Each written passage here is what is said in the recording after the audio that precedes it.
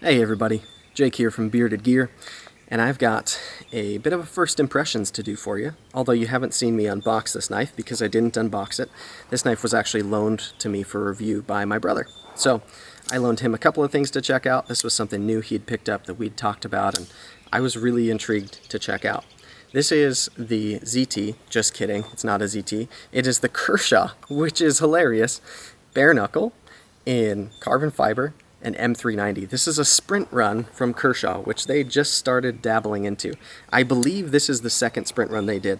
The first was the Kershaw Leak, which they did in like a yellow scale and a different blade shape. I don't remember what blade steel they used on that one, but then they did this carbon fiber M390 bare knuckle, which is already one of the more intriguing Kershaws to me. I've never owned a bare knuckle personally, but I've handled a couple, and I've always thought they were nice. They've done some exclusives and production ones too that have been nice too, with good steels, but never with carbon fiber, at least that I'm aware of. And so now they've also done the Blur, which has been one of their long-time high-selling models from what I can see. I've never owned one because I don't like assisted knives and holes are greater than studs and yada yada yada. It's just not a design for me. But they did one with gray scales and M4 blade steel, which if I was gonna buy a Blur, it would be the one in M4. Anyway, it's cool to me to see that Kershaw is starting to play this game, that they're getting in on the effects of what happens when you're a company who makes cool sprint run knives. Because yeah, it's one of those things where Kershaw, they've just never played that game before, and even though I grew up carrying a lot of Kershaw's knives that I'd buy at like Big Five sporting goods stores, and I'd get them on sale for under 30 bucks, and they made it in my pocket before I was a knife guy, like Kershaw hasn't made anything in a long time that I've really felt like I had to have or wanted that badly. They've had some models which were close for me, but all of a sudden, if they keep playing this game, doing carbon and M390 and just really upping their materials, then now they're intriguing. But what's funny, and what I've joked about a lot on social media with some friends and what I've seen other people joke about, is ZT already exists. And ZT has been having, a lot of people might define it as kind of an identity crisis for the last couple of years, where they've been making knives that are very different from what they set out as and what they became popular for, and they make some models still that are, like they've come out with a couple recently that are huge and beefy again, but their design choices on them have been a little questionable to some. I don't know, it's funny, I've owned like 10 ZTs, I have 3 to this day, and I like ZT for a lot of reasons, but they've usually been more separate from Kershaw in terms of their offerings. So to see Kershaw offering materials that should be found on a ZT is a funny thing. Like, I keep joking that this is basically the best ZT that's been made in a while. And it is and it isn't, now that I've had it in hand. And we'll get to that. But I think, yeah, I'll have to see by the end of this how I feel about Kershaw offering the knives that, in my opinion, ZT probably should. Like, ZT just came out with a new model within the last couple of weeks called the 0707. And it's basically this in a lot of ways. It's carbon fiber show scale. It's a frame lock, whereas this is, I think they call it a sub-frame lock. And beyond the lock side differences, they both have little deep carry clips like this one is wearing. That one's 20 CV, I think. This is M390. They're equivalent steels. They both have carbon. I guess that one has their new double detent system thing, which I'm not sure I'm really behind, because I hear it stops the knife from really wanting to drop at all. It's weird to me that they came out so close together, because this really, to me, they look like they could be brothers. They're like really similar knives. So the question that I had when I saw this come out, when my brother got one that I wanted to know, and the reason why I wanted to borrow it and spend some time with it figuring it out, was, is it actually really on ZT's level? Or does it still feel like it's made by Kershaw and they're just using nicer materials, but they're still not punching at ZT's like fit and finish or what? And suspicions confirmed, they're not making it like ZT would make this same knife. This is the 7777, Kershaw's code for it, the quadruple 7. So ZT has made the 777, they've made the 707. So this kind of fits in that realm, right? And I haven't held the 707, but I've held other carbon fiber frame lock ZT knives, and this is not finished as nice as any ZT I've ever felt. From afar, it holds a good case. The carbon even looks pretty good. It's solid carbon. It's not carbon over G10 or anything like that. And the flats of the carbon are finished really well. It's actually quite well done. But when you get close to this knife, I don't know if you're going to be able to see accurately, but there are some pretty, I can't tell if there's a glare. I can't tell if you're focused or not, but there are some pretty egregious voids in this carbon. And all the spots where it's milled, the edges just aren't crisp and clean. There's like weird undulations in them. And what I'm trying to say is the way they've worked this carbon, which is a fantastic material, is they've done it poorly. It wouldn't be fair for me to say anything else about that. Any other knife I would hold, regardless of its price, if the carbon was finished this way, I would say it's badly finished carbon. That's what happened here. I don't know if it's just this knife. Maybe if some of you also got some of these, you can let me know in the comments if yours has voids and poor milling. But this one really does. It's not well done.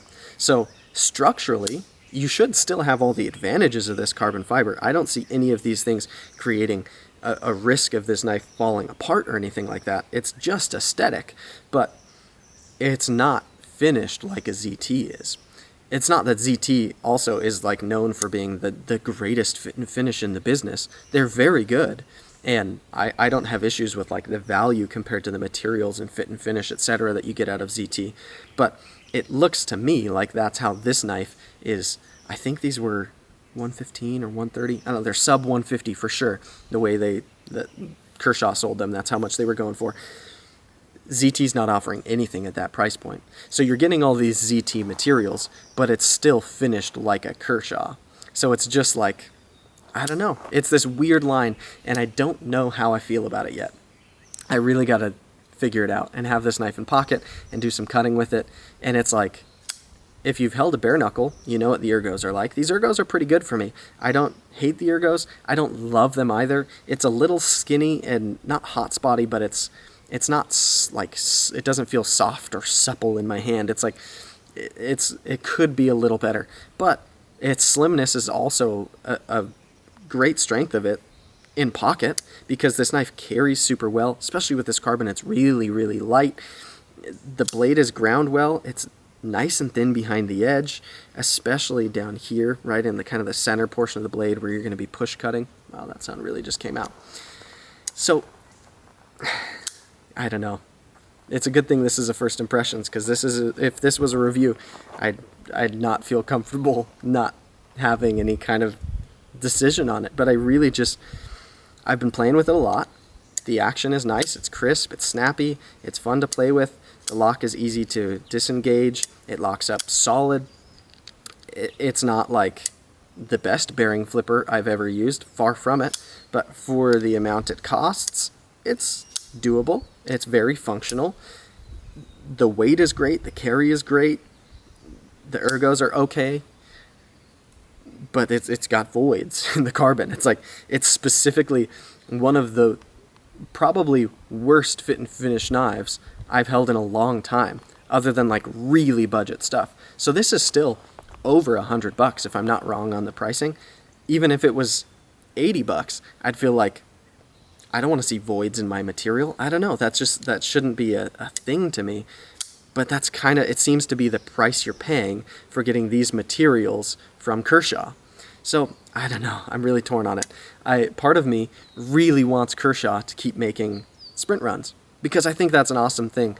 I love that Spyderco does it. If you don't agree, I don't care. You can watch my video on why people should stop whining about sprints and exclusives from Spyderco. I think it's a good thing, all in all, although there are some externalities that can be frustrating. I think it's great if Kershaw gets in the habit of offering small runs of knives that actual enthusiasts want, because it's been a long time since I've wanted a Kershaw. And if this knife, if I had gotten it and this carbon was done really well, and they did another run of these in M4 or something, I would buy one. With this carbon, I don't know if I would. It's a question mark. But it's a great way to get awesome materials for like kind of a beater user knife that's punching above its weight material-wise. So, I don't know. We'll see how I end up on it. I'm going to keep carrying it. I'm going to use it a decent bit. It's not my knife, so I'm not going to like do crazy testing out here with it or anything, but I'll put it through some boxes and packages and maybe a little rope or paracord, and I'll do my kind of typical like feeling a knife out testing so that I feel confident speaking from experience, and we'll see where that leads me. But in the meantime, it's intriguing.